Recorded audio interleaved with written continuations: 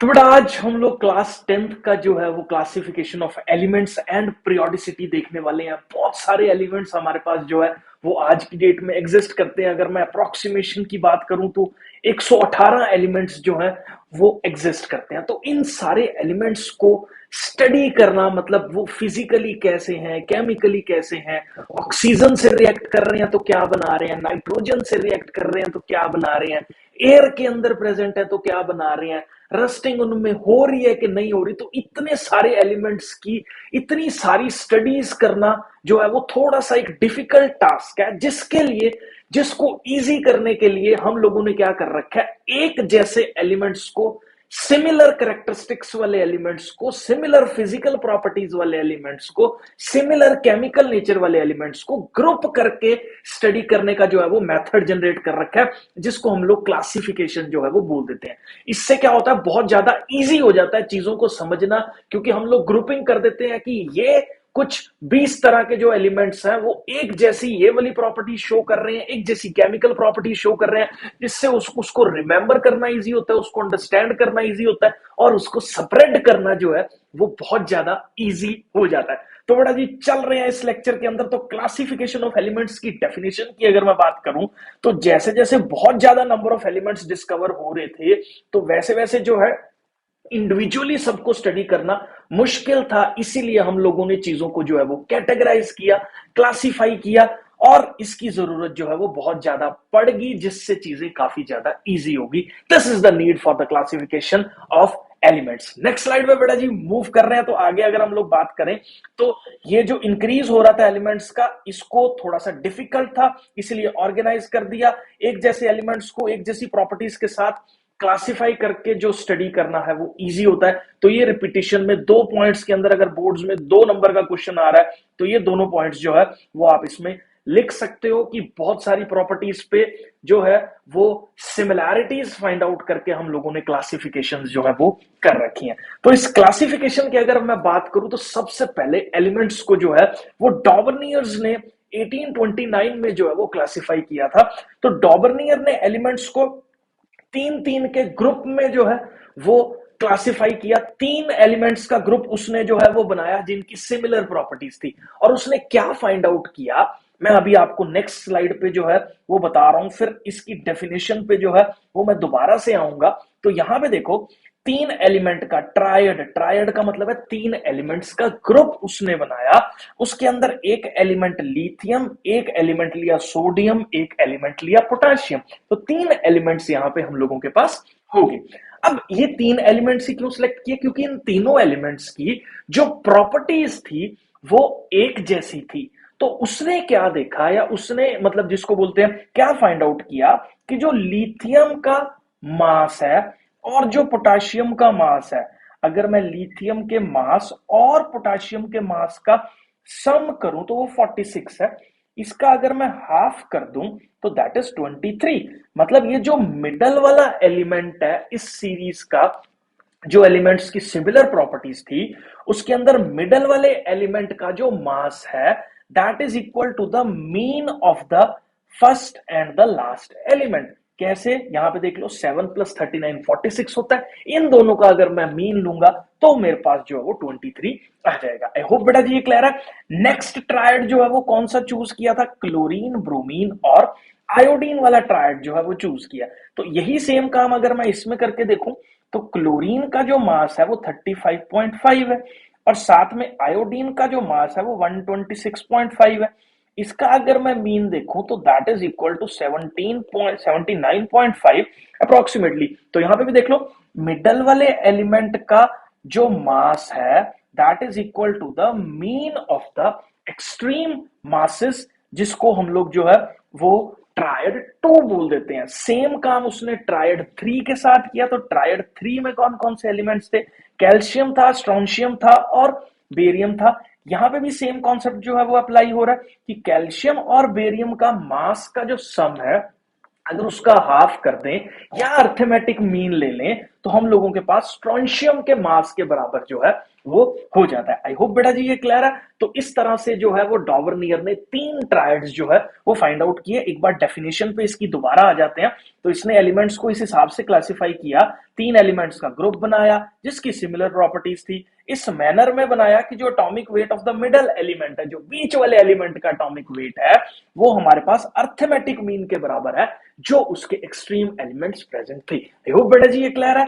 Next slide पे जो है वो मैं मूव कर रहा हूं। तो अगर मैं बात करूं लिमिटेशंस की, तो डॉवर्नियर जो है ना 3 ट्रायड्स बनाने के बाद चौथा ट्रायड नहीं फाइंड आउट कर सका, जिसमें 3 का जो है वो उसने ट्रायड एक फोर्थ वाला जो है वो बना दिया। तो और किसी एलिमेंट्स के अंदर इस तरह से मीन वैल्यूज जो है या मासेस जो है वो मीन के अंदर जो है वो नहीं फॉर्म हुए, बट एक ये फर्स्ट अटेम्प्ट थी जो काफी हद तक सक्सेसफुल थी, इसीलिए आज तक इसको 200 साल के बाद भी जो है वो पढ़ा जा रहा है, क्योंकि ये एक अर्ली अटेम्प्ट्स में से माना जाता है। मतलब एटलीस्ट किसी ने सोचा तो सही, यार इस 3 का ग्रुप है, एक जैसे हैं, तो इसका मीन इसके बराबर है, तो इसीलिए इसको जो है वो इतनी वेटेज दी जाती है। बट वो 3 ट्रायड्स ही आइडेंटिफाई कर पाया, उसके आगे ट्रायड्स जो है वो उसको नहीं मिले। आई होप बेटा जी ये क्लियर है। तो डॉवर्नियर ट्रायड्स के अंदर जो है वो हम लोग इतना ही वो न्यूलैंड लॉ ऑफ ऑक्टेव्स के बारे में जो है वो जानेंगे, या लॉ ऑफ ऑक्टेव्स के बारे में जो है वो देखेंगे। तो न्यूलैंड लॉ ऑफ ऑक्टेव्स के अंदर क्या इस बंदे ने जो है वो स्टेट किया था, ये बड़ा ही मेरे को लगता है एक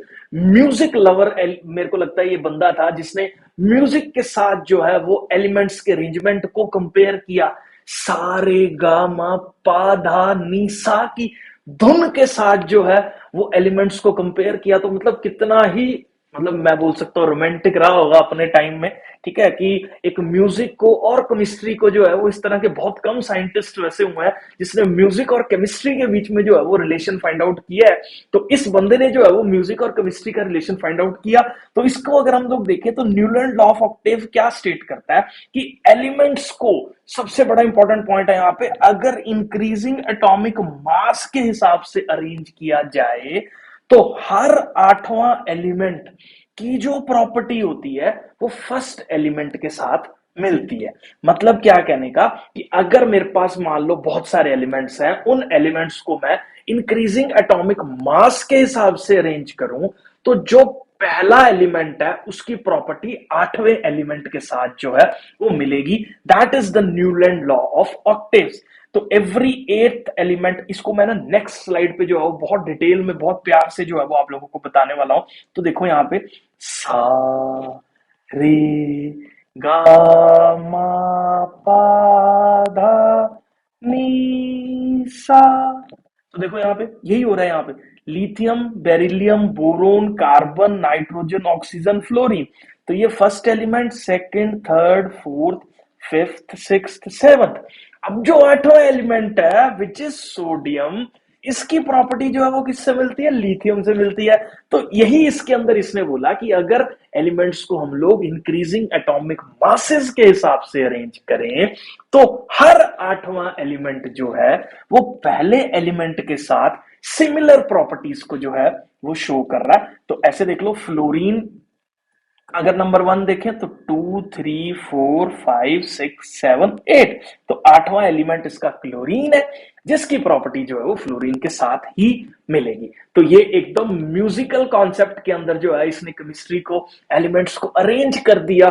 ठीक है, तो काफी ज्यादा फेमस था क्योंकि इसने जो है वो नींव रखनी स्टार्ट कर दी थी। इसलिए न्यूलैंड्स को भी पढ़ा जाता है कि इंक्रीजिंग एटॉमिक मासेस, जिसके ऊपर आगे चल के मेंडलीफ ने जो है वो पूरा का पूरा पीरियोडिक टेबल डिजाइन कर दिया। लेकिन कॉन्सेप्ट यहीं से पिकअप हुआ था कि इंक्रीजिंग एटॉमिक मासेस के हिसाब से हम लोगों को अरेंज करना है। ठीक है, तो उस टाइम पे बेचारे के पास जितने एलिमेंट्स अवेलेबल थे उसको इसने अरेंज रूंज करके देखा। तो यहां पे उसने ये फाइंड आउट किया कि 8वें एलिमेंट की प्रॉपर्टीज जो है वो पहले एलिमेंट के साथ मिल रही हैं। ठीक है, तो बट इसकी कुछ लिमिटेशंस थी। ये बहुत ज्यादा इंपॉर्टेंट क्वेश्चन है कि जो न्यूलैंड लॉ ऑफ ऑक्टेव्स है वो कौन से वाले एलिमेंट तक वैलिड था। तो आप याद रखो, कैल्शियम के बाद ये प्रॉपर्टी शो नहीं हो रही थी। तो कैल्शियम तक के तो एलिमेंट्स के अंदर ये 8वें एलिमेंट वाला concept having the similar properties जो था वो वैलिड चल रहा था। लेकिन कैल्शियम के बाद वाले जितने भी एलिमेंट्स थे वो न्यूलैंड लॉ ऑफ ऑक्टेव्स को फॉलो नहीं कर रहे थे। ठीक है, तो अब उस टाइम पे अगर मैं बात करूं न्यूलैंड्स की, तो न्यूलैंड के टाइम पे सिर्फ 56 एलिमेंट्स, 56 एलिमेंट्स ही अवेलेबल थे नेचर के अंदर। और उसने कुछ भी ऐसा नहीं सोचा कि फ्यूचर के अंदर अगर कोई एलिमेंट आएगा तो क्या इसको सेटिस्फाई करेगा। उसको बस जो 56 एलिमेंट्स को अरेंज करके दिखा, उसने जो है अपनी फीलिंग म्यूजिकल नोट्स की फॉर्म में जो है वो डिस्कस की लोगों के साथ, और जो है वो काफी ज्यादा जो है वो नाम कमाया इस न्यूलैंड लॉ ऑफ ऑक्टेव से। तो आगे अगर मैं बात करूं, जैसे आगे चल के जो है वो बहुत सारी नोबल गैसेस डिस्कवर हुई, लेकिन उन नोबल गैसेस के डिस्कवर होने के बाद पूरा का पूरा जो न्यूलैंड लॉ ऑफ ऑक्टेव्स है वो डिस्टर्ब हो गया। कारण क्या था मैं आपको बताता हूं। एक्चुअल में देखा जाए फ्लोरीन के बाद जो है वो हम लोगों के पास नियोन आ रहा है। यहाँ पे क्या आ रहा है, आर्गन आ रहा है। इस जगह पे क्या आ रहा है, नियोन आ रहा है, आर्गन आ रहा है। और जैसे ही नोबल गैसेस आई बीच में, जो कि आज की डेट में अगर देखा जाए हम लोग आगे डिस्कस करेंगे, तो वैसे ही नोबल गैसेस के आने के बाद अब ये 8वां एलिमेंट नोबल गैस हो गया। 8वां एलिमेंट ये नहीं रहा, पूरा का पूरा पीरियोडिक टेबल जो है वो खराब हो गया इसका जो इसलिए बना रखा था। ठीक है, क्योंकि देखो नोबल गैसेस बहुत ज्यादा अनरिएक्टिव एलिमेंट्स के अंदर जो है वो मानी जाती हैं। यूजुअली कंपाउंड फॉर्मेशंस के अंदर या बॉन्ड फॉर्मेशंस के अंदर ये हेल्प नहीं करते हैं, क्योंकि इनके ऑक्टेट्स जो है वो ऑलरेडी कंप्लीट होते हैं। ऑक्टेट्स क्योंकि ऑलरेडी कंप्लीट है तो इसीलिए इनका डिस्कवरी बहुत ज्यादा लेट हुआ, क्योंकि जो रिएक्ट ही नहीं कर रहा, ठीक है, उसको डिफरेंशिएट करना बहुत ज्यादा मुश्किल है।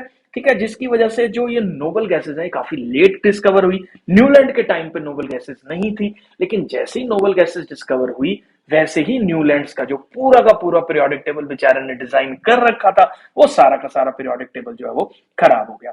तो बेटा अगर मैं नेक्स्ट पॉइंट की जो है वो बात करूं, तो इसके अंदर देखो, in order to fit elements into the periodic table he adjusted 2 elements in the same slot like cobalt and nickel. तो अगर मैं पूरे के पूरे जिसको बोलते हैं न्यूलैंड लॉ के टेबल की बात करूं, तो hydrogen, lithium, beryllium, boron, carbon, nitrogen, oxygen, fluorine, chlorine, और ये सारे के सारे एलिमेंट्स इसने इस तरीके से जो है वो इसके अंदर डाल दिए। लेकिन अगर आप ध्यान से देखो तो कोबाल्ट और निकल को जो है वो उसने एक ही ग्रुप के अंदर रखा। इस चीज का रियलाइजेशन और इस चीज का रियलाइजेशन उसको पहले ही हो चुका था, लेकिन कैल्शियम तक तो ये ट्रेंड जो है वो सही चला, लेकिन उसके बाद जो है वो इसके अंदर बहुत सारी डिस्टर्बेंसेस और चीजें जो है वो अलग होने लगी, और इस चीज को वो एक्सप्लेन नहीं कर पाया कि कोबाल्ट और निकल जो है वो अलग अलग मासेस होने के बावजूद जो है वो सेम प्रॉपर्टी कैसे शो कर रहे हैं, उसके अंदर 8वें वाला कॉन्सेप्ट जो है वो क्यों नहीं लग रहा। तो इन सारे रीजंस की वजह से जो है वो न्यूलैंड लॉ ऑफ ऑक्टेव्स के अंदर जो है वो हम लोगों ने इसको नकार दिया, और आगे चल के जो है वो मेंडलीफ का पीरियोडिक टेबल आया। आज जो है वो हम लोग डिटेल में देखेंगे कि मेंडलीफ पीरियोडिक टेबल क्या होता है, मेंडलीफ ने जो है वो पीरियोडिक टेबल जो बनाया उसकी क्या कैरेक्टरिस्टिक्स थे, उसके क्या अचीवमेंट्स थे और उसकी क्या लिमिटेशंस थी, सारा कुछ जो है वो एक ही वीडियो में हम लोग जो है वो डिस्कशन करने वाले हैं। पेन कॉपी निकाल लीजिए, पीछे स्लाइड्स पे सब कुछ मूव करेगा, सारा लेक्चर जो है वो नोट करेंगे। चलो बिना टाइम वेस्ट किए शुरू करते हैं। तो बेटा जी हम लोग देखें मेंडलीफ पीरियोडिक टेबल। तो न्यूलैंड ने जो हम लोगों के पास क्या किया था, इंक्रीजिंग ऑर्डर में एटॉमिक नंबर्स लगा के सारे गामा पाधा नीसा किया था। ठीक है ना, मतलब हर 8वां एलिमेंट जो है उसकी प्रॉपर्टी फर्स्ट एलिमेंट से जो है वो मिल रही थी। इसी को अगर मैं कंटिन्यूटी में लेके चलूं तो वो कैल्शियम के बाद फेल हो गया था। कैल्शियम के बाद जो कैरेक्टरिस्टिक्स थे वो अचीव नहीं हो पा रहे थे, ऊपर से नोबल गैसेज आ गई थी, जिसके बाद वो पीरियोडिक टेबल की कोई सेंस बन नहीं रही थी, फ्यूचरिस्टिक नहीं था, चेंजेस के लिए एप्लीकेबल नहीं था। तो ये सारी चीजें मेंडलीफ ने जो है अपने दिमाग में रखी और उस हिसाब से जो है वो उसने पीरियोडिक टेबल डिजाइन किया। लेकिन जो कॉमन पॉइंट था मेंडलीफ के पीरियोडिक टेबल का और जो न्यूलैंड लॉ ऑफ ऑक्टेव्स का, वो ये था कि उसने भी इंक्रीजिंग एटॉमिक मासेस के ऊपर जो है वो एलिमेंट्स को अरेंज किया। तो ये जो है वो क्या बोलता है मेंडलीफ का पीरियोडिक टेबल। अगर मेंडलीफ पीरियोडिक लॉ की हम लोग बात करें तो मेंडलीफ पीरियोडिक लॉ क्या बोलता है, फिजिकल और केमिकल प्रॉपर्टीज जो एलिमेंट्स की हैं वो पीरियोडिक फंक्शन है एटॉमिक मासेस का, रेदर देन सेइंग कि 8वें एलिमेंट जो है उसकी प्रॉपर्टी फर्स्ट के साथ मिलती है। एक पीरियोडिक जो है टाइम इंटरवल के बाद या पीरियोडिक नंबर के बाद जो है वो प्रॉपर्टी सिमिलर देखने को मिलती हैं। तो ये जो स्पेसिफिक होके न्यूलैंड ने बोला था कि 7 के बाद 8वें की प्रॉपर्टी मिलती है, वो चीज इसने हटा के जो है इसके अंदर क्या फिट कर दिया कि पीरियोडिक टाइम के बाद जो है या पीरियोडिक नंबर पे जो है वो हम लोगों के पास प्रॉपर्टीज जो है वो सिमिलर आ रही हैं, तो इससे कोई फर्क नहीं पड़ता 8वें की आए, 9वें की आए, 10वें की आए, लेकिन एक पीरियोडिक इंटरवल के बाद जो है अगर हम लोग increasing order of atomic masses में मूव करेंगे तो प्रॉपर्टीज जो है वो फिजिकल और केमिकल वाली सेम होती हैं। तो ये हम लोगों के पास जो है वो मेंडलीफ का पीरियोडिक लॉ था। नेक्स्ट स्लाइड में बेटा जी मूव कर रहे हैं, तो आगे हम लोग देखते हैं। अब ना इसको समझो थोड़ा सा।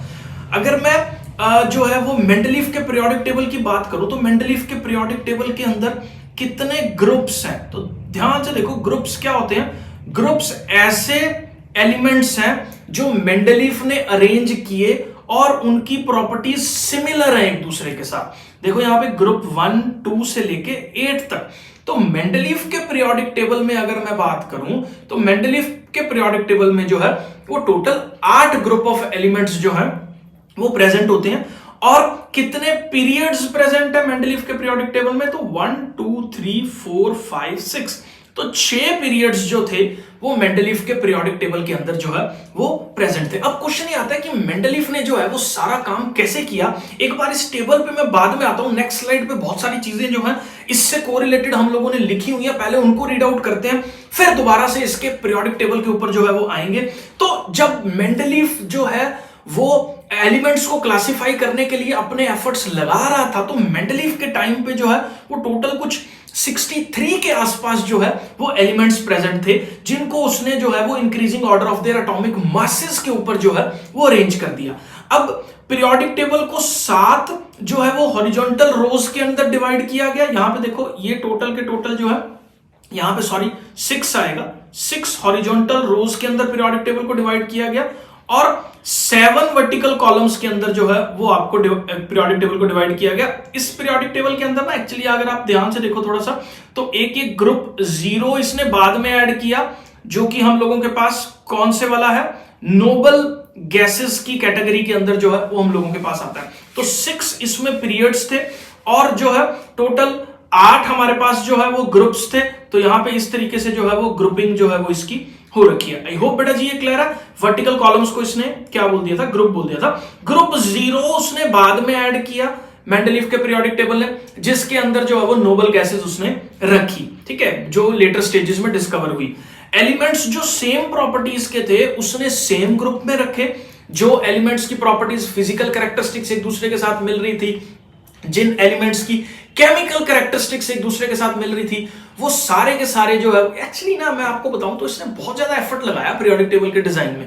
मतलब इतना ज्यादा रिसर्च जो है वो किसी ने नहीं किया, सबने सुपरफिशियली पीरियोडिक टेबल को देखा, छोटी मोटी कैरेक्टरिस्टिक्स देखी, लेकिन इसने क्या किया, हर एलिमेंट के ऑक्साइड्स और हाइड्राइड्स मतलब हाइड्रोजन और ऑक्सीजन के साथ रिएक्शंस करवाए, फिर उनके मासेस फाइंड आउट किए कि वो कौन सा कंपाउंड बना रहे हैं, उस कंपाउंड का क्या मास है, और उस हिसाब से जो है वो उसने फाइंड आउट किया कि किसकी केमिकल प्रॉपर्टीज किस एलिमेंट के साथ मिलती हैं, रिएक्ट होने के बाद किस तरह के कंपाउंड वो एलिमेंट फॉर्म कर रहा है। तो इतने डिटेल्ड लेवल ऑफ उसने जो है वो रिसर्च की 63 एलिमेंट्स के ऊपर। उसके बाद उसने जो है वो कैटेगराइज किया, जो एक जैसी रिएक्शंस कर रहे थे हाइड्राइड्स और ऑक्साइड्स के साथ या बाकी उसकी फिजिकल प्रॉपर्टीज एक जैसी थी, उसको उसने एक जगह पे ग्रुप कर दिया, और जिनकी प्रॉपर्टीज जो है वो एक दूसरे, क्योंकि देखो क्लासिफिकेशन करनी है मतलब अपने को इजी करना है चीजों को समझना, तो क्लासिफिकेशन करने के लिए 8 ग्रुप्स में इस हिसाब से अरेंजमेंट हो गया कि एक ग्रुप के अंदर वो सारे एलिमेंट्स उसने ऐड ऑन कर दिए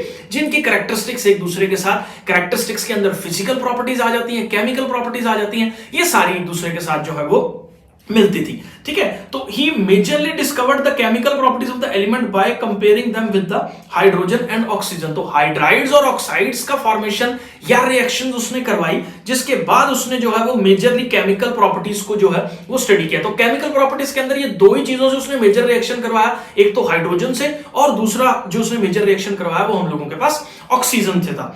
अगर मैं आगे बात करूं तो formula of the oxides and hydrides formed by the metal was the basic property of the classification। जैसे मान लो कोई एलिमेंट जो है वो हम लोगों के पास फॉर्मूला बना रहा है MO, या मेटल या कोई भी एलिमेंट के साथ या ऑक्साइड का फॉर्मूला बन रहा है EO, या फॉर्मूला बन रहा है E2O, या फॉर्मूला बन रहा है मान लो E2O3, तो इन बेसिस पे जो है, इन फॉर्मूलाज के बेसिस पे जो है वो उसने ये डिसाइड किया कि कौन सा एलिमेंट जो है वो किस ग्रुप के अंदर जो है वो उसको डालना है। ठीक है, तो ये सारी की सारी जो है अगर हम देखें तो ग्रुप ए के अंदर जो भी एलिमेंट्स थे उनका जो ऑक्साइड था उसका फॉर्मूला हम लोगों के पास R2O था।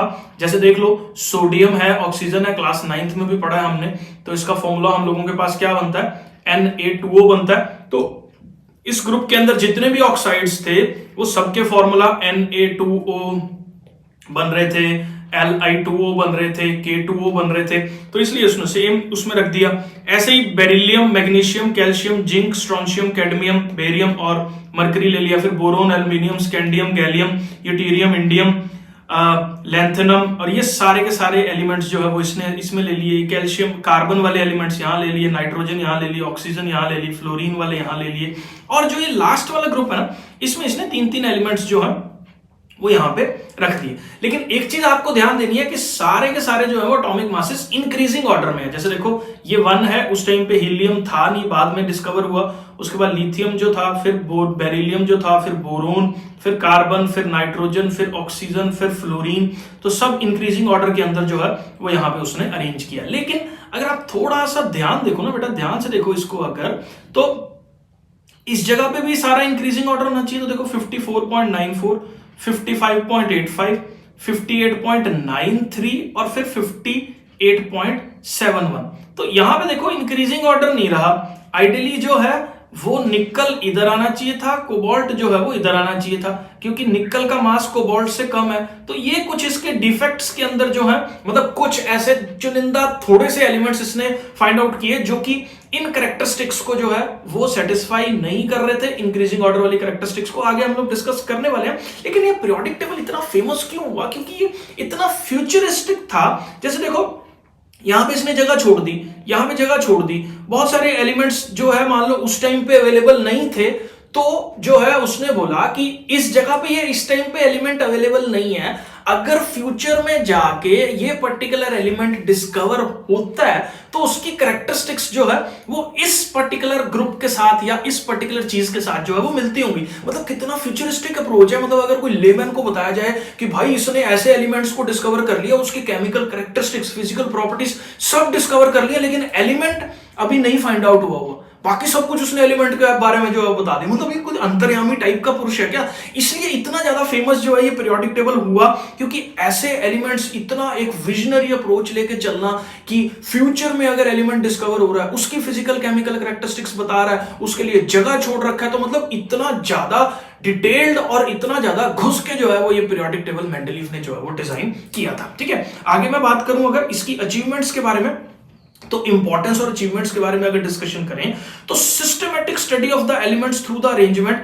It was very easy to understand the physical and chemical properties of the elements. तो ये इतना ज्यादा सिस्टमैटिकली चीजों को अरेंज कर रखा था कि इससे बहुत ज्यादा इजी हो रहा था इतने सारे एलिमेंट्स को जो है वो स्टडी करना। उसने बहुत सारे उसके अंदर जो है वो गैप्स वगैरह रख दिए थे, और उसने ये बोल दिया था कि फ्यूचर के अंदर अगर ये एलिमेंट डिस्कवर होता है, जैसे एका सिलिकॉन जिसको जर्मेनियम बाद में बोला गया, एका एल्यूमिनियम गैलियम बोला गया, एका बोरोन स्कैंडियम, तो ये 3 एलिमेंट्स की कैरेक्टरिस्टिक्स इसने पहले ही बता दी थी। ठीक है, पेपर में कई बार बहुत ज्यादा इंपॉर्टेंट क्वेश्चन आ जाता है कि ये एलिमेंट कौन सा है, तो याद रखो जर्मेनियम है, ये कौन सा है, गैलियम है, और ये कौन सा अपने पास स्कैंडियम है। ठीक है, आई होप ये क्लियर है। नेक्स्ट स्लाइड पे मूव कर रहा हूं। तो एलिमेंट्स, जैसे एक चीज और देखो, जैसे अपना न्यूलैंड लॉ ऑफ ऑक्टेव्स की बात करूं तो वो फेल होने का मेजर रीजन था कि नोबल गैसेस डिस्कवर हो रही थी, नोबल गैसेस डिस्कवर हुई थी, वो सारे का सारा टेबल जो है वो फ्लॉप हो गया। लेकिन अगर मैं इसकी बात करूं तो इसने क्योंकि कुछ नंबर नहीं दिया था कि 10 के बाद रिपीट हो रहा है, 5 के बाद रिपीट हो रहा है, 8 के बाद हो रहा है, या 18 के बाद रिपीट हो रहा है, 32 के बाद रिपीट हो रहा है, ऐसा कोई नंबर इसने आइडेंटिफाई नहीं किया था। इसने बोला था पीरियोडिक फंक्शन है।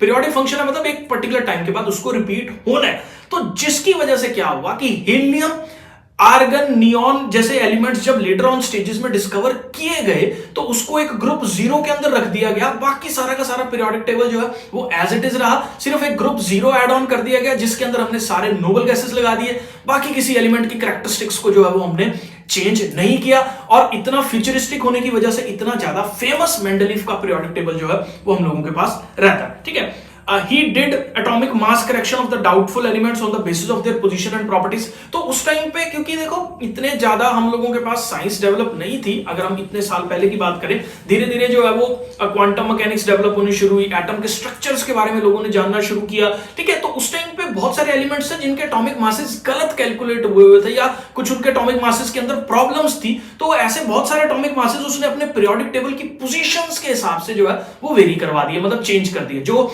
थे उनको सही कर दिया जो गलत थे, और बहुत सारे ऐसे एलिमेंट्स जो है वो उसने आइडेंटिफाई किया। जब उसने सही किया तो वो लेटर ऑन स्टेजेस पे जब ये प्रूव हुआ कि ये सही है, ठीक है, तो इस पीरियोडिक टेबल को या मेंडलीफ को जो है वो एकदम से वो लाइमलाइट मिलने लगी और ये बंदा जो है वो केमिस्ट्री की एलिमेंट्स का बादशाह जो है वो बन गया, ठीक है। नेक्स्ट जो है वो मूव कर रहा हूं। देखो यार, हर बंदा जब काम करता है तो कुछ ना कुछ कमियां रह जाती हैं, खामियां रह जाती हैं, मन तो नहीं करता डिस्कस करने का, बट स्टिल सीबीएसई बोर्ड्स के अंदर जो है वो हम लोगों को ये क्वेश्चन के तौर पे जो है बहुत ज्यादा फेमस क्वेश्चन है ये वाला कि क्या मेंडलीफ के पीरियोडिक टेबल के अंदर जो है वो डिफेक्ट्स थे। तो अगर मैं पोजीशन ऑफ हाइड्रोजन की बात करूं बेटा जी इसके पीरियोडिक टेबल के अंदर, देखो हाइड्रोजन एक ऐसा एलिमेंट है जिसकी कैरेक्टरिस्टिक्स लिथियम, सोडियम, पोटेशियम के साथ भी मिलती हैं, और इसकी कैरेक्टरिस्टिक जो है फ्लोरीन, क्लोरीन, ब्रोमीन, आयोडीन के साथ भी मिलती है। मतलब ये एलिमेंट एक डुअल नेचर शो करता है। बहुत सारी इसकी ऐसी प्रॉपर्टीज हैं जो मेटल से मिलती हैं, जैसे हाइड्रोजन को लूज करने की टेंडेंसी है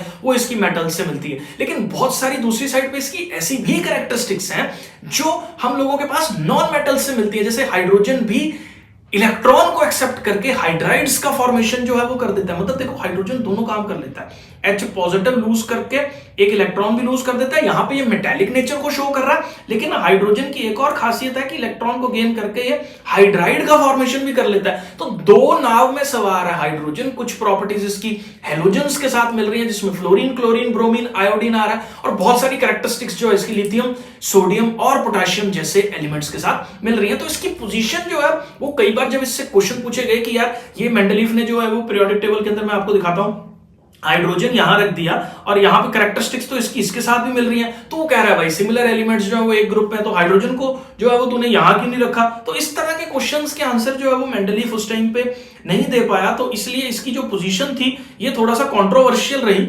मेंडलीफ के पीरियोडिक टेबल के अंदर। आई होप बेटा जी ये क्लियर है। नेक्स्ट पॉइंट पे जो है वो मैं मूव कर रहा हूं। तो 1A के अल्कली मेटल्स थे और यहां पे जो है वो हैलोजेंस थे जिसके साथ इसकी कैरेक्टरिस्टिक्स मिलती थी। अब देखो, क्योंकि देखो एलिमेंट्स को हम लोगों ने एटॉमिक मासेस के ऊपर जो है वो अरेंज कर रखा है, ध्यान से सुनना। अब देखो मान लो कार्बन है, कार्बन का 6 और ये एक आइसोटोप है, कार्बन का 6 और यहां पे 14, कार्बन के दो आइसोटोप्स हैं।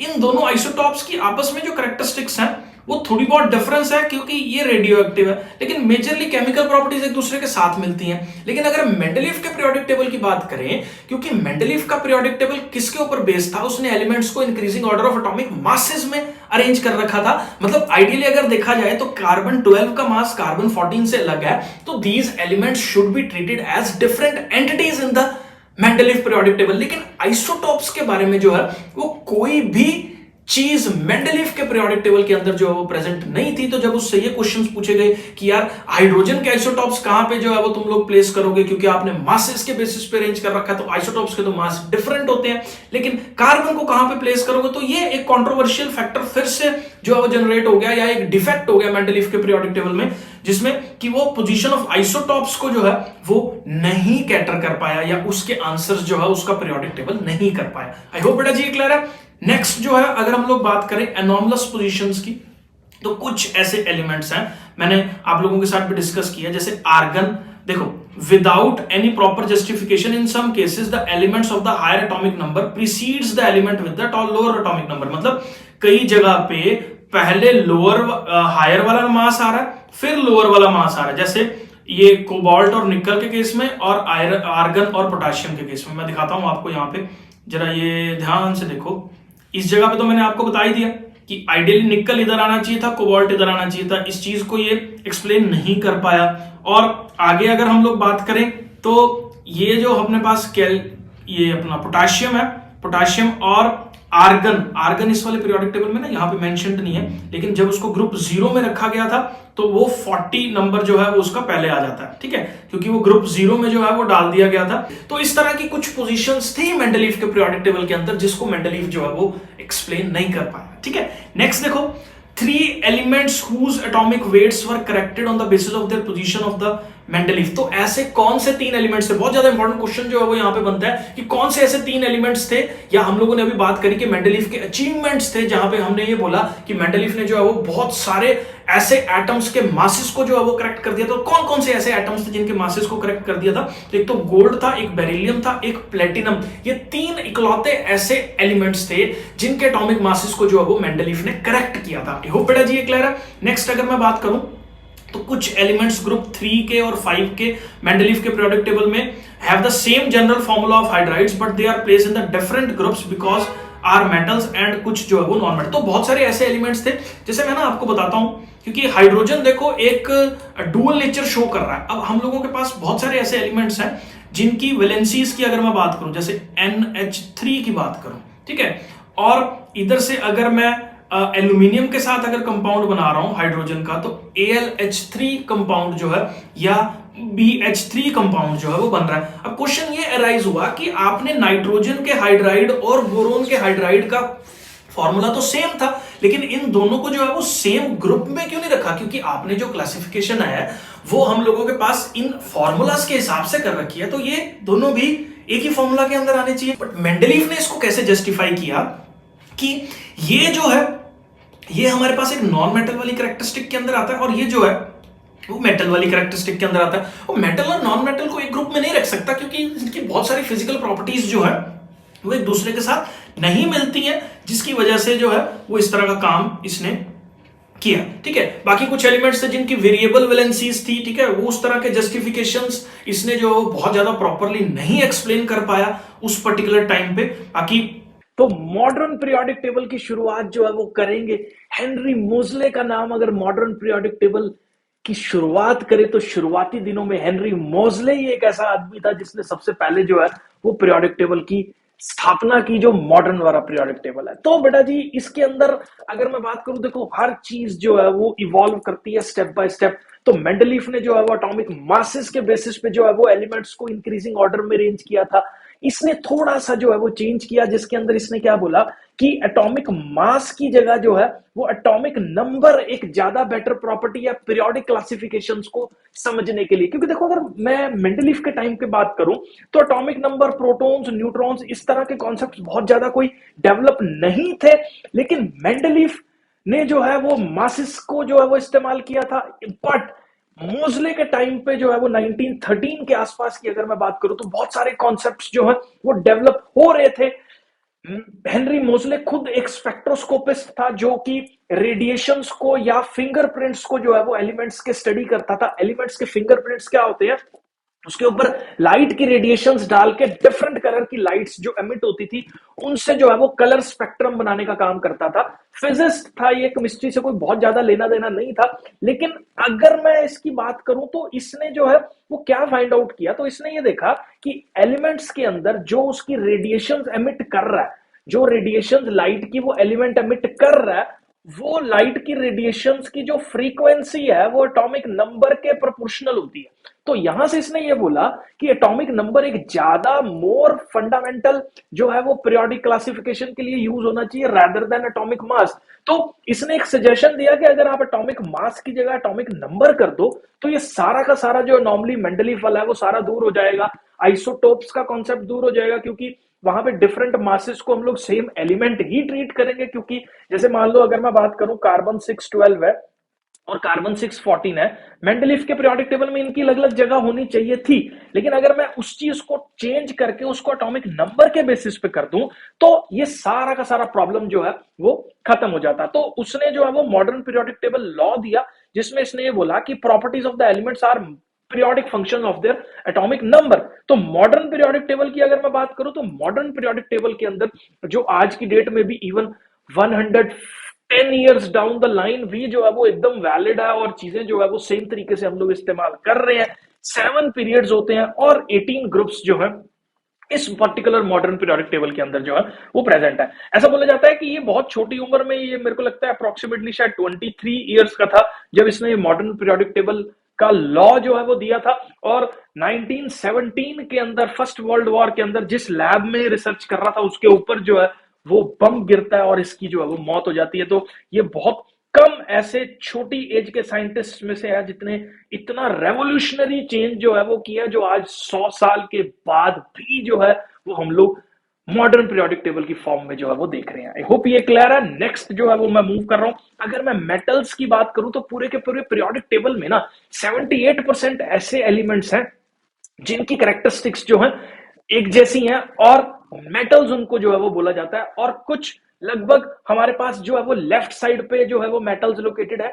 जो नॉन मेटल्स है जैसे ऑक्सीजन हो गया, कार्बन हो गया, नाइट्रोजन हो गया, इन सारे जो है को पीरियोडिक टेबल के अंदर राइट साइड पे जो है वो रखा गया। ठीक है, तो इसके अंदर अगर मैं बात करूं तो इसके बीच में एक ऐसी सीरीज है, मैं आपको मॉडर्न पीरियोडिक टेबल पहले दिखा देता हूं।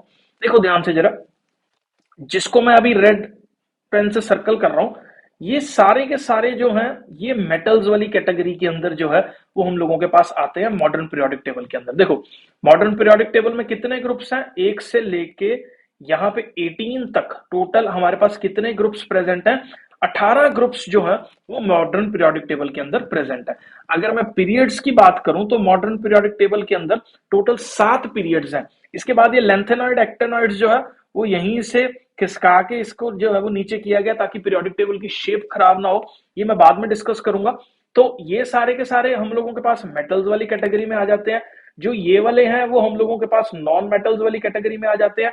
ये जो जिगजैग लाइन के ऊपर प्रेजेंट है, ये देखो ये जिगजैग लाइन जो है वो इसके अंदर प्रेजेंट है।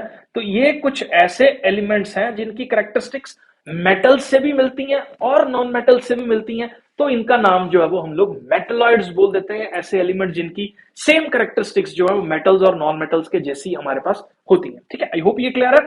आगे मैं इसकी क्लास जो है वो प्रॉपर्टीज को और डिस्कस कर रहा हूं। Within the non metal some element show properties of both, जिसको हम लोगों ने मेटलॉइड्स जो है वो बोला। तो ये अभी मैंने बताया कि एक जिगजैग फॉर्म के अंदर ये पीरियोडिक टेबल के अंदर जो है वो प्रेजेंट है। ठीक है, आई होप ये क्लियर है। अगर पीरियोडिक प्रॉपर्टीज की बात करूं तो अगर हम लोग इसको ऐसे देखें, the properties which are directly or indirectly related with the electronic configuration show gradual change when we move from left to right in a period and from top to bottom in the group. मतलब अगर मैं इस modern periodic table के अंदर अगर ऐसे move करूं तो इसके अंदर बहुत सारे ऐसे एलिमेंट्स हैं जिनकी प्रॉपर्टीज जो है वो एक जैसी हैं। अगर ऐसे मूव करूं तो प्रॉपर्टीज का वेरिएशन जो है वो स्टेप बाय स्टेप या ग्रेजुअल वेरिएशन जो है वो चीजों का देखने को मिलता है। आई होप ये जो है वो आप लोगों को क्लियर है। तो ऐसी प्रॉपर्टीज को हम लोग पीरियोडिक प्रॉपर्टीज जो है वो बोल देते हैं। बाकी एक बार ना मॉडर्न पीरियोडिक टेबल को हम लोग थोड़ा डिटेल में डिस्कस कर लेते हैं। तो अभी हम लोगों ने जो है वो बात की मॉडर्न पीरियोडिक टेबल की, तो कितने group total modern periodic table के अंदर प्रेजेंट है? 18 ग्रुप्स जो है वो मॉडर्न पीरियोडिक टेबल के अंदर प्रेजेंट है। अगर मैं पीरियड्स की बात करूं तो 7 पीरियड्स जो है वो मॉडर्न पीरियोडिक टेबल के अंदर जो है वो प्रेजेंट है। अगर मैं ये जो मैं रेड के अंदर सर्कल कर रहा हूं, ये सारे के सारे एलिमेंट्स हम लोगों के पास, इन एलिमेंट्स को हम लोग जो है मॉडर्न पीरियोडिक टेबल के अंदर पी ब्लॉक एलिमेंट्स जो है वो बोल देते हैं। आई होप ये क्लियर है। उसके बाद ये जो हम लोगों के पास शुरू के 2 ग्रुप के एलिमेंट्स हैं, ये वाले दोनों एलिमेंट्स जो हम लोगों के पास 2 ग्रुप के एलिमेंट्स हैं, इसको हम लोग जो है वो एस ब्लॉक एलिमेंट्स जो है वो बोल देते हैं। मॉडर्न पीरियोडिक टेबल के अंदर जो ये वाले एलिमेंट्स हैं जो ऐसे 3 ग्रुप से लेके 12 ग्रुप के बीच में प्रेजेंट है, इनको हम लोग बोल देते हैं डी ब्लॉक एलिमेंट्स।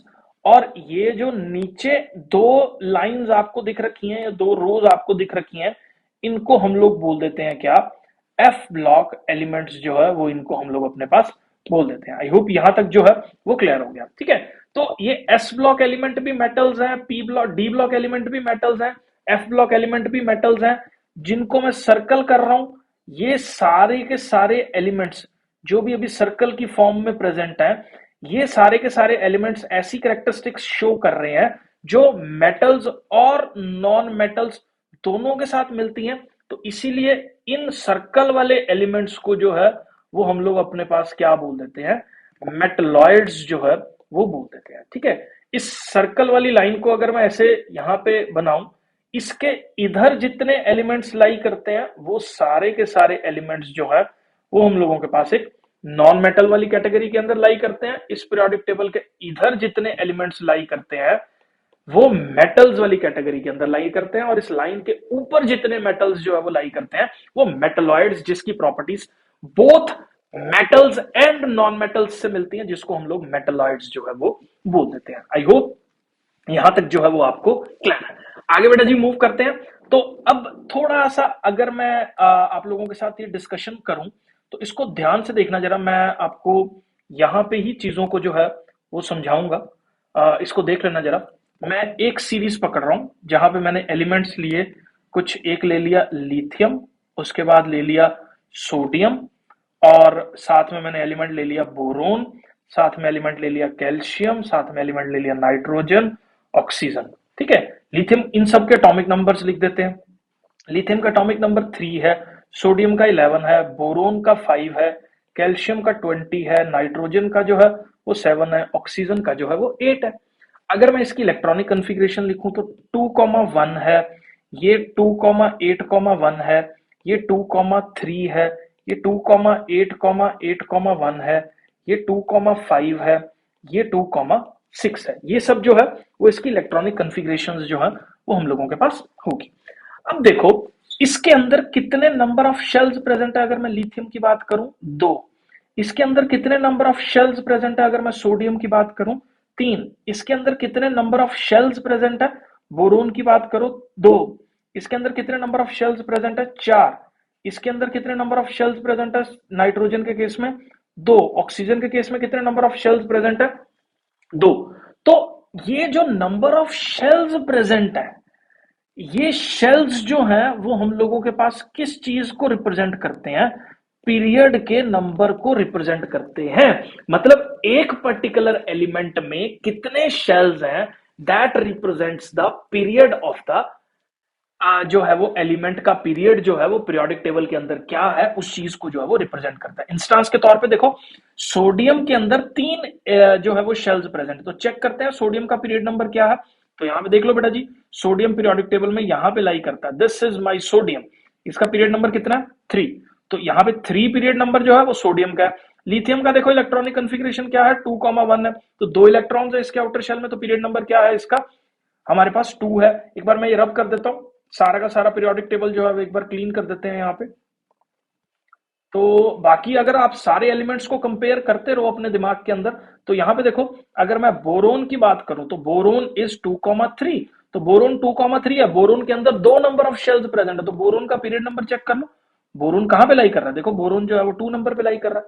ऐसे ही अगर मैं ऑक्सीजन की बात करूं, ऑक्सीजन की इलेक्ट्रॉनिक कॉन्फ़िगरेशन है 2,6, कितने पीरियड्स हैं ऑक्सीजन के अंदर 2, ऑक्सीजन कौन से पीरियड में लाई कर रहा है सेकंड पीरियड के अंदर जो लाई कर रहा है, कितने शेल्स है 2 शेल्स है, तो सेकंड पीरियड में लाई कर रहा है। ऐसे अगर मैं कैल्शियम की बात करूं तो कैल्शियम की अगर आप इलेक्ट्रॉनिक कॉन्फ़िगरेशन देखो तो 2,8,8,1, तो इसके अंदर जो है वो 4 शेल्स प्रेजेंट है हम लोगों के पास कैल्शियम में, तो 4 शेल्स अगर कैल्शियम में प्रेजेंट है तो कैल्शियम का जो एटॉमिक नंबर होगा वो हम लोगों के पास क्या रहने वाला है 4 पीरियड नंबर जो है वो कैल्शियम का रहने वाला है। एटॉमिक नंबर नहीं, पीरियड नंबर की बात कर रहा हूं, तो यहां पे देख लो कैल्शियम का पीरियड नंबर 4 है। अगर ऐसी मैं क्लोरीन की बात करूं तो क्लोरीन जो है उसका एटॉमिक नंबर है अपने पास 17, तो 2,8,7 ये इसकी इलेक्ट्रॉनिक कॉन्फ़िगरेशन है।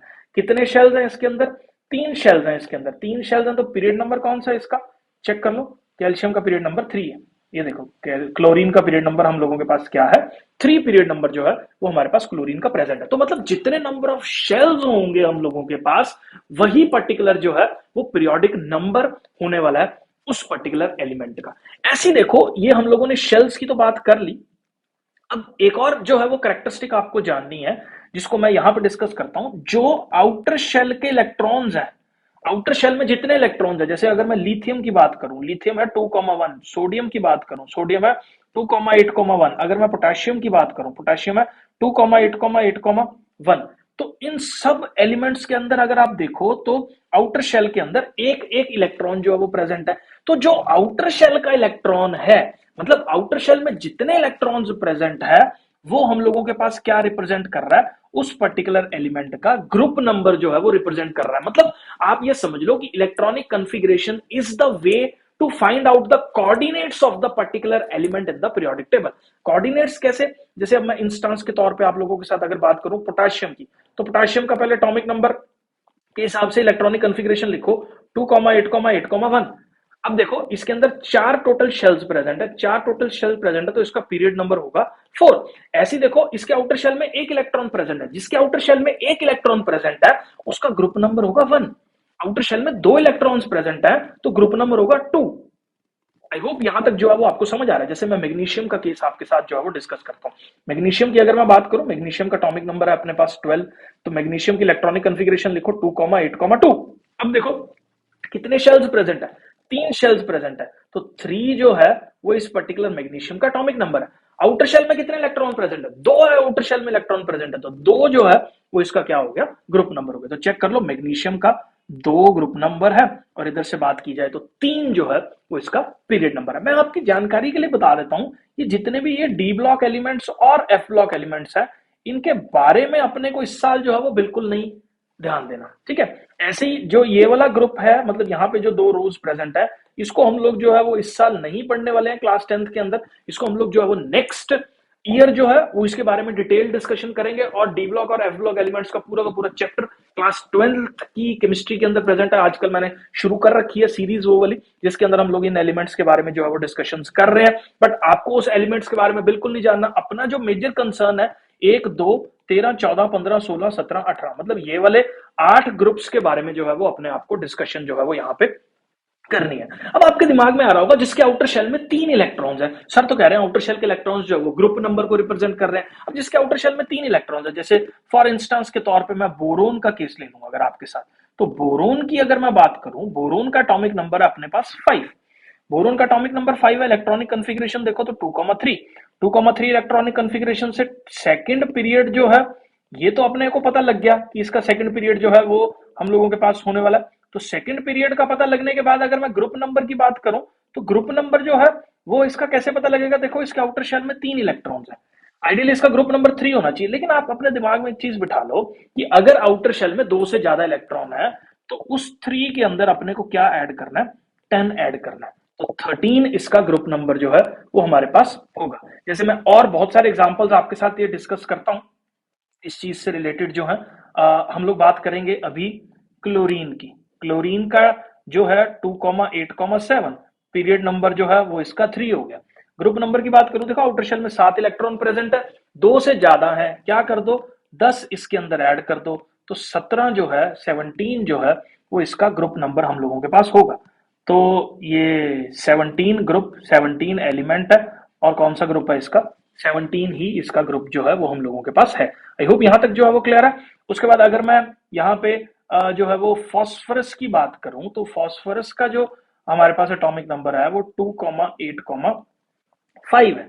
पीरियड नंबर इसका 3 हो गया। आउटर शेल में 5 इलेक्ट्रॉन्स है, 2 से ज्यादा इलेक्ट्रॉन्स होंगे तो उसके अंदर 10 ऐड करना है आपको, और 15 जो है वो हम लोगों के पास इसका क्या आने वाला है, ग्रुप नंबर जो है वो आ जाएगा। ये सारी की सारी चीजें कैसे आपको लर्न होंगी, नेक्स्ट पेज पे जो है वो मैंने यहाँ पे लिख रखी हैं कि नंबर ऑफ इलेक्ट्रॉन्स जो आउटर शेल में है वो अपने पास जो है वो क्या रिप्रेजेंट कर रहे हैं, ग्रुप नंबर को रिप्रेजेंट कर रहे हैं। अगर नंबर ऑफ इलेक्ट्रॉन्स 1 है तो 2 है, तो ग्रुप नंबर 1 और 2 होगा रिस्पेक्टिवली। लेकिन अगर नंबर ऑफ इलेक्ट्रॉन्स 2 से ज्यादा है तो उसके अंदर हम लोग 10 जो है वो एड ऑन कर देते हैं, किस चीज को फाइंड आउट करने के लिए, ग्रुप को जो है वो फाइंड आउट करने के लिए। जैसे किसी के आउटर शेल में 6 इलेक्ट्रॉन्स हैं तो उसमें 10 ऐड कर दो तो उसका ग्रुप नंबर 16 होगा, 10 + 6 = 16। अगर किसी के आउटर शेल में 4 इलेक्ट्रॉन्स है तो उसका ग्रुप नंबर 14 होगा। अगर किसी के आउटर शेल में 6 इलेक्ट्रॉन्स है 16, 5 इलेक्ट्रॉन्स है 15, 7 इलेक्ट्रॉन्स है 17, 8 इलेक्ट्रॉन्स है 18, 2 इलेक्ट्रॉन्स है तो 2, 3 इलेक्ट्रॉन्स है तो 13, 4 इलेक्ट्रॉन्स है तो 14, 5 इलेक्ट्रॉन्स है 15, 6 इलेक्ट्रॉन्स है 16, 7 इलेक्ट्रॉन्स है 17, 8 इलेक्ट्रॉन्स है और 18 ग्रुप नंबर जो है वो उसका होने वाला है। आई होप बेटा जी ये क्लियर है। नेक्स्ट बेटा ये ना बहुत ज्यादा स्पेशल नाम जो है वो इन एलिमेंट्स के होते हैं, ग्रुप 1 के एलिमेंट्स को, जिसके अंदर हमारे पास जो है वो कौन कौन से जो है वो आ जाते हैं। हाइड्रोजन आ जाता है, लिथियम, हाइड्रोजन वैसे इंक्लूड नहीं करते हैं हम लोग, उसके बाद सोडियम, उसके बाद पोटाशियम, उसके बाद रुबिडियम, उसके बाद सीजियम, उसके बाद फ्रेंसियम। ये अपने पास जो है वो ग्रुप जो है वो 1 के बंदे हैं। इसको देखो याद करने का तरीका क्या है, लीना, ये देखो यहाँ पे लीना की रुबीना से फ्रेंडशिप, यहाँ पे क्या है, लीना की रुबीना से फ्रेंडशिप। तो ये इसको याद करने का तरीका, अगर आप ये पीरियोडिक टेबल के अंदर यहाँ पे देख लो, दिस इज लीना की रुबीना से फ्रेंडशिप। यहाँ पे देखो ग्रुप टू के एलिमेंट्स को हम लोग क्या बोलते हैं, अभी इसको एल्कली मेटल्स बोलते हैं। ये जो है वो हम लोगों के पास क्या रहते हैं, एल्कली मेटल्स जो है वो हम लोगों के पास रहते हैं। मैं एक बार ये सारे बता देता हूं आप लोगों को, एक बार यहाँ पे देख लो। जो ग्रुप वन के बंदे हैं, यहां से शुरू हैं, इनको बोलते हैं एल्कली मेटल्स। एल्कली मेटल्स कौन से हैं, ये वाले। याद कैसे करना है इसको, लीना की रूबीना से फ्रेंडशिप। ग्रुप टू के जो एलिमेंट है, इसका भी स्पेशल नाम है, इसको हम लोग बोलते हैं alkaline earth metals. Alkaline earth metals कौन कौन से हैं, पीईएमजी कैल्शियम। तो इसको कैसे याद करना है, बेटा मांगे कार स्कूटर बाप रे, बेटा मांगे यहाँ पे कार स्कूटर बाप रे, ठीक है। और ये जो है ये ग्रुप 13 ही बोलते हैं। इसका स्पेशल नाम है जिसको हम लोग क्या बोल देते हैं, हेलोजन्स जो है वो बोल देते हैं, ग्रुप 17 को। 16 वाले ग्रुप को जिसके अंदर ऑक्सीजन फैमिली है, इसको हम लोग चाल्कोजन्स जो है वो अपने पास बोल देते हैं। तो ये कुछ नाम मैंने यहाँ पे लिख रखे हैं। और ग्रुप 18 जो लास्ट वाला है, इसको हम लोग जो है वो क्या बोल देते हैं, अपने पास जो स्पेशल नाम है वो इसको नोबल गैसेस जो है वो हमारे पास बोल दिया जाता है। आई होप जो है वो यहां तक आपको क्लियर हो गया।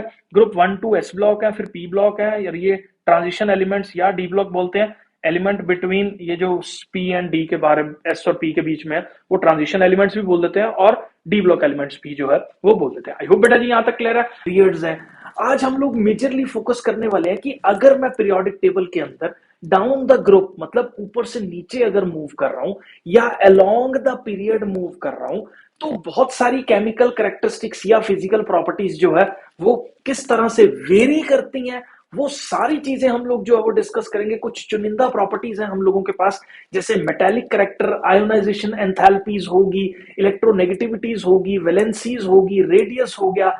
ये सब किस तरीके से जो है वो अलोंग द ग्रुप और पीरियड जो है वो वेरी कर रहा है, सारा का सारा जो है वो नोट करने वाले हैं। पेन कॉपी निकाल लीजिए, सारा लेक्चर जो है वो नोट करेंगे। चलो शुरू करते हैं। अगर देखो बेटा जी, मेटालिक प्रॉपर्टीज की या मेटालिक कैरेक्टरिस्टिक्स का अगर मैं ट्रेंड डिस्कस करूं, ध्यान से समझना। देखो मैंने आपको क्या बताया था लास्ट लेक्चर में कि जो पीरियड नंबर होता है that is the number of shells. तो जैसे जैसे मैं नीचे जा रहा हूं वैसे वैसे पीरियड नंबर इंक्रीज कर रहा है। अगर मैं मॉडर्न पीरियोडिक टेबल के अंदर यहां पे आप ध्यान से देखो, तो जैसे जैसे मैं नीचे जा रहा हूं मॉडर्न पीरियोडिक टेबल में, वैसे वैसे उसका पीरियड नंबर जो है वो इंक्रीज कर रहा है। अगर उसका पीरियड नंबर इंक्रीज कर रहा है तो इसका मतलब नंबर ऑफ शेल्स, क्योंकि पीरियड नंबर हम लोगों के पास किस चीज को बताता है, नंबर ऑफ शेल्स को बताता है। तो जैसे जैसे मैं नीचे मूव कर रहा हूं पीरियड नंबर इंक्रीज कर रहा है, तो नंबर ऑफ शेल्स जो है वो क्या करेंगे, हम लोगों के पास बढ़ेंगे। नंबर ऑफ शेल्स बढ़ रहे हैं, तो मान लो ये एटम है, हर स्टेप पे एक एक शेल जो है वो उसके अंदर एड ऑन हो रहा है। तो इसका मतलब जो आउटर शेल का इलेक्ट्रॉन है या जो बाहर वाला ऑर्बिटल है, स्टेप बाय स्टेप अगर मैं मूव करूं, हर स्टेप के अंदर ग्रुप 1 से 2 से 3 4 5 6, तो जो आउटर शेल है वो दूर जा रहा है। आउटर शेल अगर दूर जा रहा है तो एटम का साइज अगर मैं बात करूं, तो डाउन द ग्रुप अगर मैं मूव कर रहा हूं तो एटम का साइज जो है वो इंक्रीज कर रहा है। अगर एटम का साइज इंक्रीज कर रहा है तो जो आउटर शेल का इलेक्ट्रॉन है, जो बाहर वाले शेल का इलेक्ट्रॉन है, वो जो है वो हम लोगों के पास न्यूक्लियस से दूर चला गया। अगर न्यूक्लियस से दूर चला गया तो डिस्टेंस उसका बढ़ गया। डिस्टेंस अगर उसका न्यूक्लियस से बढ़ गया तो जो अट्रैक्शन है न्यूक्लियस की आउटर शेल के इलेक्ट्रॉन के ऊपर वो कम हो जाएगी। कम हो जाएगी तो वो इलेक्ट्रॉन को इजीली रिमूव कर देगा। अब इसी चीज को मैं स्टेप बाय स्टेप लिख रहा हूं कि अगर मैं पीरियड के अंदर मूव कर रहा हूं, पीरियड के अंदर मूव करने से एटम का जो साइज है वो इंक्रीज कर रहा है, जो आउटर शेल का इलेक्ट्रॉन का डिस्टेंस है वो भी इंक्रीज कर रहा है, जो फोर्स ऑफ अट्रैक्शन कॉज होने वाला है वो हम लोगों के पास क्या कर रहा है, डिक्रीज कर रहा है। फोर्स ऑफ अट्रैक्शन अगर डिक्रीज कर रहा है तो इलेक्ट्रॉन जो है वो क्या हो जाएगा, हम लोगों के पास इजीली जो है वो रिमूव हो जाएगा। अगर इलेक्ट्रॉन इजीली रिमूव हो जाएगा तो इसका मतलब मेटालिक करेक्टर ज्यादा है, क्योंकि मेटल्स की करेक्टरिस्टिक फीचर है कि जो जितना इजीली इलेक्ट्रॉन को रिमूव कर देगा अपने अंदर से, उसके अंदर उतना ज्यादा मेटालिक करेक्टर जो है वो रहेगा। तो मेटालिक करेक्टर्स के अंदर अगर मैं अलोंग द पीरियड मूव कर रहा हूं तो metallic sorry along the group अगर मैं मूव कर रहा हूं तो मेटेलिक करेक्टर जो है वो इंक्रीज कर रहा है। अगर metallic character along the group अगर मैं मूव कर रहा हूं तो इंक्रीज कर रहा है, तो हम लोगों के पास non metallic character but obviously decrease करेगा। ये कब हो रहा है? जब मैं पीरियोडिक टेबल के अंदर ऐसे जो है वो मूव कर रहा हूं। तो देखो, ऐसे मूव करने से पीरियड नंबर 1 2 3 4 5 इस तरह से पीरियड नंबर बढ़ रहा है, लेकिन ग्रुप नंबर जो है वो इस तरह से मूव करने के अंदर हम लोगों के पास क्या रहता है? ग्रुप का जो नंबर है वो ऐसे मूव करने पे सेम रहता है, ग्रुप नंबर सेम रहता है। इसका मतलब हम लोगों के पास हर स्टेप के अंदर एक एक शेल एड ऑन हो रहा है, आउटर शेल का इलेक्ट्रॉन दूर जा रहा है, तो इसको बोलते हैं अलोंग द पीरियड मोशन के अंदर हम लोगों के पास मेटालिक करेक्टर की वैल्यू जो है वो इंक्रीज करती है, और जो नॉन मेटालिक करेक्टर है वो हम लोगों के पास क्या कर जाता है? डिक्रीज कर जाता है। क्यों? क्योंकि जितना ज्यादा दूर इलेक्ट्रॉन जाएगा उतना अट्रैक्शन कम होगा, उतना इजीली रिमूव हो जाएगा। मेटल का जो करेक्टरिस्टिक फीचर है that is the ability to lose electron. और अगर मैं नॉन मेटल के करेक्टरिस्टिक फीचर के बारे में बात करूं तो नॉन मेटल्स के अंदर उसका करेक्टरिस्टिक फीचर जो है that is the ability to gain electrons, जो जितना इजीली इलेक्ट्रॉन को गेन कर लेगा। अब सोचने वाली बात है, अगर इलेक्ट्रॉन दूर चला गया है, आउटर शेल जो है वो बड़ा हो गया है, तो उसकी इलेक्ट्रॉन को गेन करने की टेंडेंसी जो है वो हम लोगों के पास कम हो जाएगी। टेंडेंसी इलेक्ट्रॉन को गेन करने की कम हो जाएगी, तो नॉन मेटालिक करेक्टर जो है वो कम होने वाला है। आई होप बेटा जी ये क्लियर है। नेक्स्ट अगर मैं बात करूं पीरियड के अंदर अगर मैं मूव कर रहा हूं तो छोटी सी सोचने वाली बात है, वो क्या कि इधर सारे के सारे जो है वो मॉडर्न पीरियोडिक टेबल में मेटल्स हैं, इधर हम लोगों के पास क्या है मॉडर्न पीरियोडिक टेबल के अंदर? नॉन मेटल्स हैं। इधर से इधर जा रहा हूं तो मैं नॉन मेटल्स की तरफ जा रहा हूं, नॉन मेटल्स की तरफ जा रहा हूं तो इसका मतलब नॉन मेटालिक करेक्टर तो इंक्रीज ही हो रहा होगा। तो अगर मैं अलोंग द पीरियड मतलब एक पर्टिकुलर पीरियड में मैं ऐसे मूव कर रहा हूं, तो अलोंग द पीरियड मूव करने पे मेटालिक करेक्टर डिक्रीज करता है और नॉन मेटालिक करेक्टर जो है वो इंक्रीज करता है, क्योंकि मैं नॉन मेटल्स की तरफ जो है वो जा रहा हूं। बाकी इसका जो मेजर रीजन है that depends on the size, ये मैं आगे डिस्कस करने वाला हूं कि कैसे अलोंग द पीरियड मूव करके साइज जो है वो डिक्रीज हो जाता है। इसको अभी के लिए समझ लो कि लॉन्ग द पीरियड मूव करके साइज डिक्रीज हो जाता है।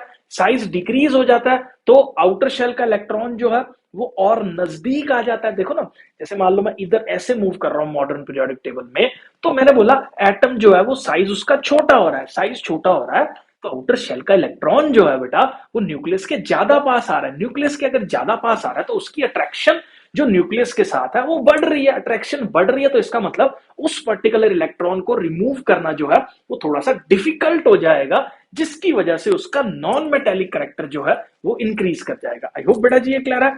नेक्स्ट जो है, अगर हम लोग रीजन की बात करें अलोंग द ग्रुप, तो जैसे जैसे हम अलोंग द ग्रुप मूव कर रहे हैं साइज एटम का इंक्रीज कर रहा है, अट्रैक्शन जो है वो डिक्रीज हो जाती है, जिसकी वजह से उसका टेंडेंसी इलेक्ट्रॉन को लूज करने का जो है वो बढ़ जाता है। ये सारा का सारा मैंने जो है वो एक्सप्लेन कर दिया है। आप प्लीज वीडियो पॉज करके सब कुछ नोट कर लो, मैं नेक्स्ट स्लाइड पे जो है वो मूव कर रहा हूं। तो आगे देखो, अलोंग द पीरियड अगर मैं बात करूं तो एटम का साइज डिक्रीज कर जाता है। एटम का साइज डिक्रीज करने की वजह से एलिमेंट की इलेक्ट्रॉन को लूज करने की टेंडेंसी कम हो जाती है, क्योंकि साइज छोटा हो गया तो आउटर शेल का इलेक्ट्रॉन ज्यादा अट्रैक्शन फेस कर रहा है, फील कर रहा है, जिससे उसका रिमूवल जो है वो थोड़ा सा कंपैरेटिवली डिफिकल्ट हो जाएगा, जिसकी वजह से जो है वो हम लोगों के पास अलोंग द पीरियड जो है वो इलेक्ट्रॉन को लूज करने की टेंडेंसी कम हो जाएगी। अगर इलेक्ट्रॉन को लूज करने की टेंडेंसी कम होगी तो इसका मतलब मेटालिक करेक्टर तो कम होने वाला है, क्योंकि मेटल का करेक्टरिस्टिक है कि वो इलेक्ट्रॉन को लूज करता है। अगर इलेक्ट्रॉन को लूज करने की टेंडेंसी कम तो मेटालिक करेक्टर कम हो गया। अब इलेक्ट्रॉन को गेन करने की टेंडेंसी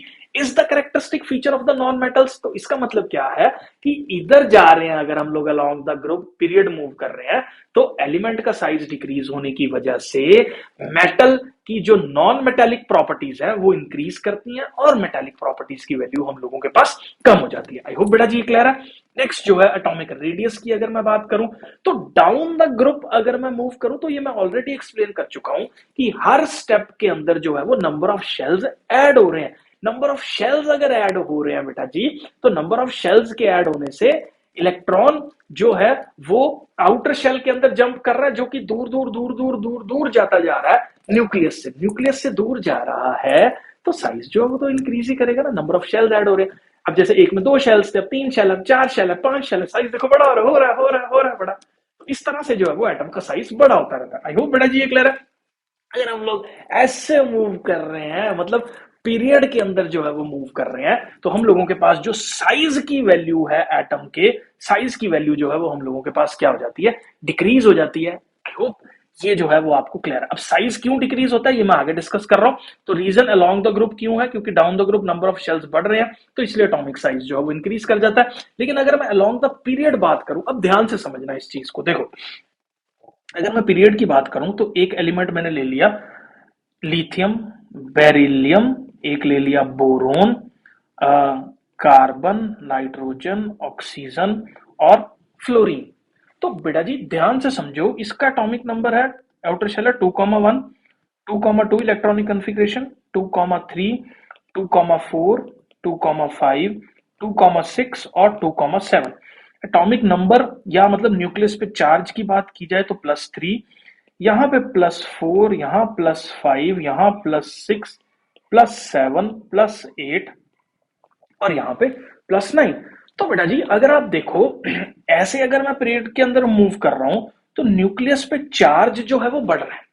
न्यूक्लियस पे चार्ज क्या हो रहा है, इंक्रीज कर रहा है। मतलब अंदर जो मैग्नेट जो इलेक्ट्रॉन्स को अट्रैक्ट कर रहा है, नॉट मतलब लिटरल मैग्नेट, बट एक सिर्फ कंपैरिजन में जो है वो अगर आप समझो, क्योंकि मैग्नेट ही मतलब ये प्रोटॉन्स ही है, न्यूक्लियस का पॉजिटिव चार्ज ही है जो इलेक्ट्रॉन्स को अट्रैक्ट कर रहा है। तो पावर अगर मैं न्यूक्लियस के अट्रैक्ट करने की बढ़ा दूं और इलेक्ट्रॉन कहां पे ऐड करता रहूं, सेम शेल में ऐड करता रहूं, मतलब इलेक्ट्रॉन्स तो इसी डिस्टेंस पे ऐड हो रहा है, लेकिन न्यूक्लियस की पावर बढ़ती जा रही है उसको अट्रैक्ट करने की। तो जैसे जैसे न्यूक्लियर चार्ज बढ़ेगा वैसे वैसे सेम डिस्टेंस या सेम दूरी वाले इलेक्ट्रॉन पे अट्रैक्शन जो है वो क्या कर जाएगी, इंक्रीज कर जाएगी। तो इलेक्ट्रॉन मान लो, ये जैसे मान लो न्यूक्लियस है, ये जो है ये न्यूक्लियस मान लो, ये मेरी मुट्ठी जो है वो न्यूक्लियस है, ये इलेक्ट्रॉन्स को जो है वो अट्रैक्ट कर रही है। अब ये फर्स्ट शेल है या सेकंड शेल है मान लो, तो इलेक्ट्रॉन इसी शेल में ऐड हो रहा है, यहीं पे ऐड हो रहा है। तो अब न्यूक्लियस पे चार्ज अगर बढ़ा तो अट्रैक्शन बढ़ेगा तो ये थोड़ा सा छोटा हो जाएगा, साइज जो है वो कम हो जाएगा उसका, ठीक है।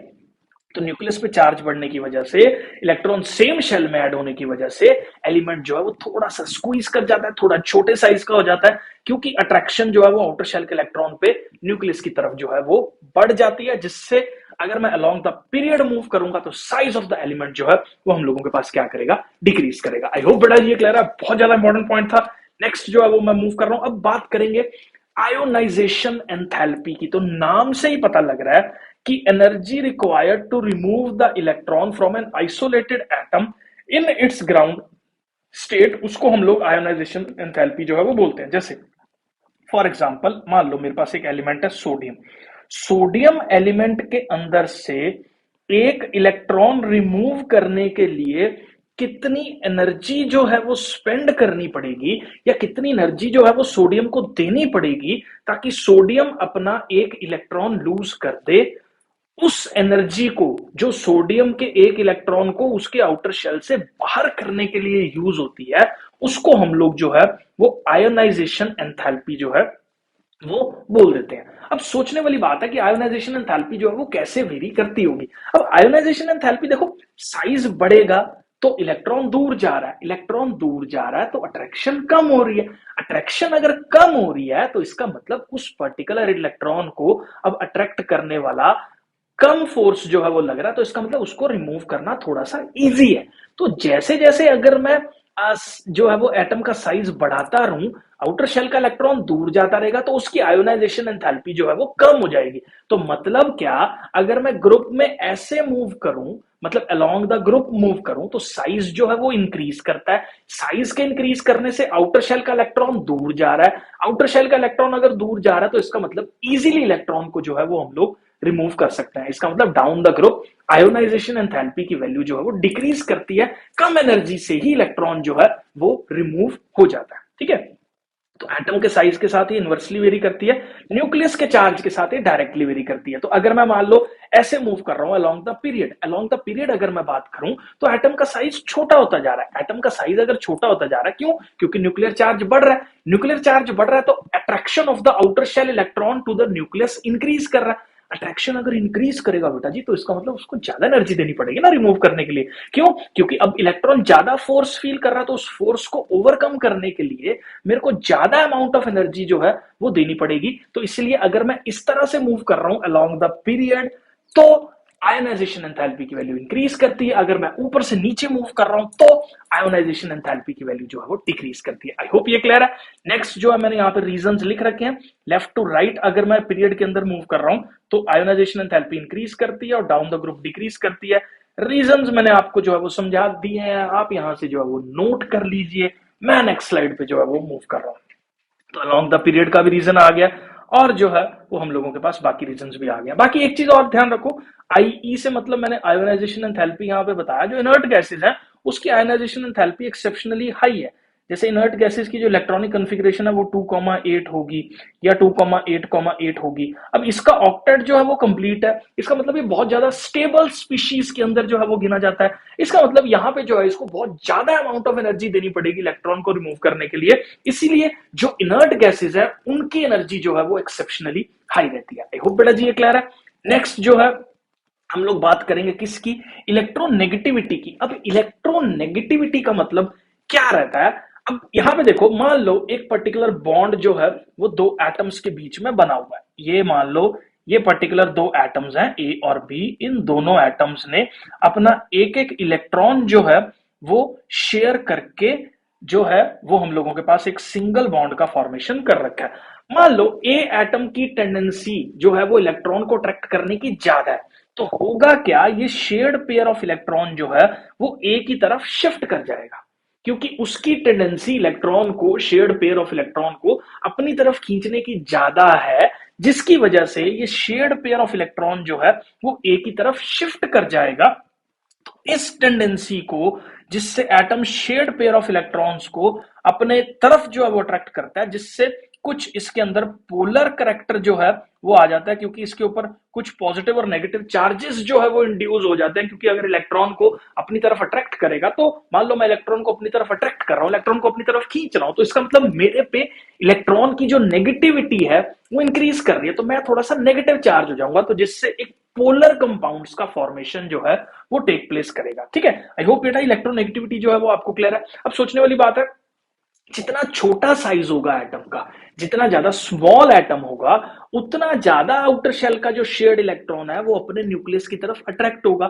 तो इसका मतलब साइज के साथ अगर मैं बात करूं तो साइज बड़ा तो इलेक्ट्रोनेगेटिविटी कम, साइज छोटा होगा तो इलेक्ट्रोनेगेटिविटी ज्यादा होगी। अब ये देख लो, साइज बड़ा और छोटा कहां पे होता है, अगर मैं अलोंग द ग्रुप मूव कर रहा हूं तो जैसे जैसे मैं नीचे जा रहा हूं तो एटम्स का साइज क्या होता जा रहा है, बड़ा होता जा रहा है, क्योंकि नंबर ऑफ शेल्स ऐड होते जा रहे हैं। नंबर ऑफ शेल्स अगर ऐड होते जा रहे हैं तो attraction of the outer electron to the nucleus जो है वो कम हो जाता है। अट्रैक्शन अगर कम हो जाता है तो इलेक्ट्रोनेगेटिविटी भी कम हो जाएगी, क्योंकि electronegativity is the attraction to attract the shared pair of electron.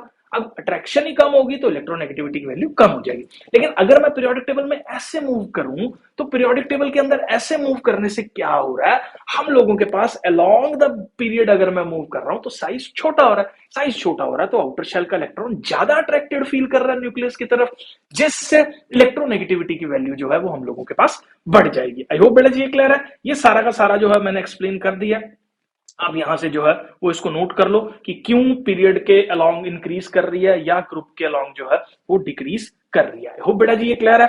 Next जो है वो मैं बात करूं तो फ्लोरीन एक ऐसा एलिमेंट है पीरियोडिक टेबल के अंदर जिसकी सबसे ज्यादा इलेक्ट्रोनेगेटिविटी है। इसको ना, इलेक्ट्रोनेगेटिविटी को हम आप नेक्स्ट ईयर पढ़ोगे, पॉलिंग स्केल के ऊपर जो है वो मेजर करते हैं।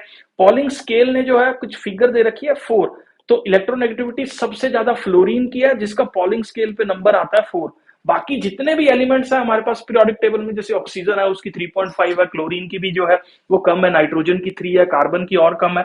तो ये फ्लोरीन की इलेक्ट्रोनेगेटिविटी पूरे के पूरे पीरियोडिक टेबल में जो है वो सबसे ज्यादा इलेक्ट्रोनेगेटिव एलिमेंट माना जाता है। अगर हम हीलियम की बात करें तो हीलियम की इलेक्ट्रॉनिक कॉन्फ़िगरेशन, क्योंकि एटॉमिक नंबर हीलियम का 2 है तो इसके आउटर शेल में 2 ही इलेक्ट्रॉन्स हैं। फर्स्ट वाले शेल में 2 इलेक्ट्रॉन्स हैं तो स्टेबल है, क्योंकि फर्स्ट शेल में 2 ही इलेक्ट्रॉन्स आते हैं और सबसे छोटे शेल से इलेक्ट्रॉन को रिमूव करना बहुत ज्यादा मुश्किल है।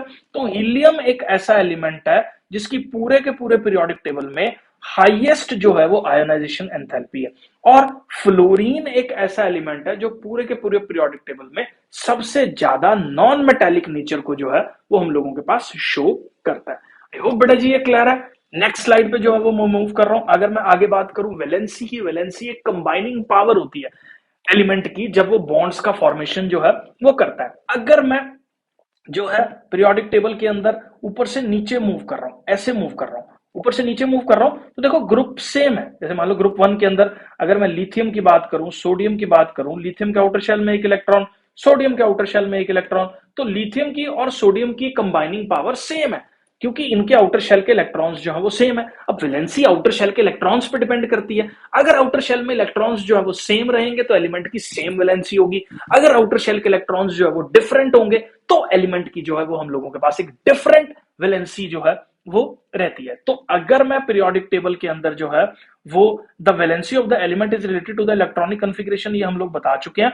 On moving along the period valency जो है वो इंक्रीज कर रही है, फिर डिक्रीज कर रही है, जबकि ग्रुप में सेम रह रही है। पहले समझ लो ग्रुप में सेम क्यों रह रही है, क्योंकि आउटर शेल में सेम इलेक्ट्रॉन है। अगर मैं पीरियड की बात करूं तो देखो यहां पे हम लोगों ने यहां लिख लेते हैं इसको, लिथियम हो गया, उसके बाद बेरिलियम हो गया, बोरोन हो गया, कार्बन हो गया, और हम लोगों के पास नाइट्रोजन हो गया, ऑक्सीजन हो गया, फ्लोरीन हो गया, और मान लो यहाँ पे हम लोगों के पास नियोन हो गया। तो इसकी इलेक्ट्रॉनिक कॉन्फ़िगरेशन 2 1 2 2, यहाँ पे 2 3, ये 2 4 2 5 2 6 2 7 और 2 8। इसकी वैलेंसी 1 है, इसकी वैलेंसी 2 है, इसकी वैलेंसी 3 है, इसकी वैलेंसी 4 है, फिर 3 है, फिर 2 है, फिर 1 है, और फिर इसकी वैलेंसी 0 है। तो देखो पहले 1 से 4 तक इंक्रीज कर रही है, फिर 3 2 1 0। क्यों? क्योंकि एक इलेक्ट्रॉन लूज कर सकता है, 2 लूज करेगा, 3 लूज करेगा, तो ये मेटल वाली कैटेगरी के अंदर जो है वो हम लोगों के पास आ जाएंगे। तो इसलिए इनकी वैलेंसी 1 2 3 है। कार्बन इलेक्ट्रॉन शेयर करता है तो वैलेंसी 4 है। नाइट्रोजन जो है उसकी फिर 3 इलेक्ट्रॉन गेन करने की टेंडेंसी रहती है, क्योंकि अभी ये नॉन मेटल वाली कैरेक्टरिस्टिक्स के अंदर जो है वो शुरू हो गया, तो 3 इलेक्ट्रॉन गेन करेगा तो 8 इसका ऑक्टेट जो है वो कंप्लीट हो जाएगा। यहाँ पे इसको ऑक्टेट कंप्लीट करने के लिए 2 इलेक्ट्रॉन चाहिए तो वैलेंसी 2। यहाँ ऑक्टेट कंप्लीट करने के लिए इसको 1 इलेक्ट्रॉन चाहिए तो वैलेंसी 1। नियॉन को कोई भी इलेक्ट्रॉन ऑक्टेट कंप्लीट करने के लिए नहीं चाहिए, तो इसकी वैलेंसी जो है वो 0 होगी। आई होप बेटा जी ये क्लियर है। तो ये पूरा चैप्टर जो है वो खत्म हो गया। बहुत जल्दी जो है वो मैं बाकी सारे चैप्टर्स भी आप लोगों के जो है वो खत्म करने वाला हूं। बहुत ज्यादा एफर्ट जो है वो हम लोग क्लास 10th के साथ इस सेमेस्टर में जो है वो लगा रहे हैं। वीडियो आपको अच्छा लगा है तो प्लीज चैनल को सब्सक्राइब कर दो और लाइक और शेयर कर दो अपने फ्रेंड सर्कल के अंदर, ताकि हम लोगों का वीडियोस ग्रो करे और हमें मोटिवेशन मिले और बहुत सारा कंटेंट आप लोगों के लिए लेके आने के लिए। मिलते हैं बेटा जी नेक्स्ट वीडियो में। Thank you, thanks a lot.